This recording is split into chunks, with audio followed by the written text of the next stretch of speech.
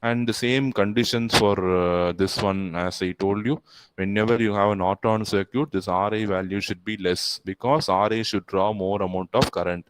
Whenever you have a Thevenin's equivalent circuit, this RL should be larger. RL should be larger. The same thing is given here. If you add, you can see 4 different combinations of circuit and 4 different value of the range of resistance Ri and R0 you should have for each amplifier. So it will not be the same for all the amplifiers. Each amplifier has different conditions for Ri and R0 with respect to Rs and RL. So this amplifier is going to be called as trans-resistance amplifier. So here you see input current I give current and my output voltage is amplified. It is trans means it is reverse.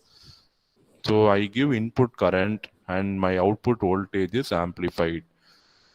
So it is called as trans resistance amplifier. For a practical case, RA should be 0.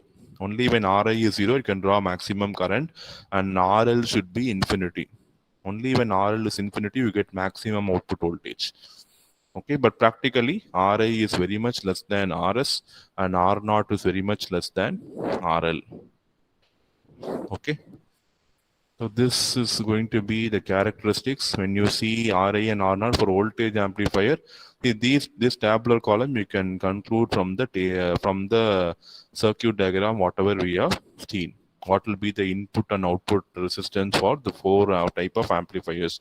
Voltage amplifier, the input resistance is infinity, output resistance is 0. Voltage gain, you have the parameter AV. For current amplifier, input resistance is 0, output resistance is infinity, and you have current gain AI. Trans conductance, both are infinity. You will have the trans conductance value GM. For trans resistance, both are 0. You will have the trans resistance value RM.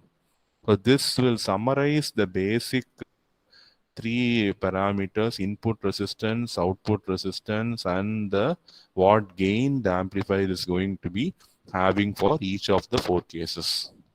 Okay, this one, if you are very clear, you can easily summarize about any amplifier.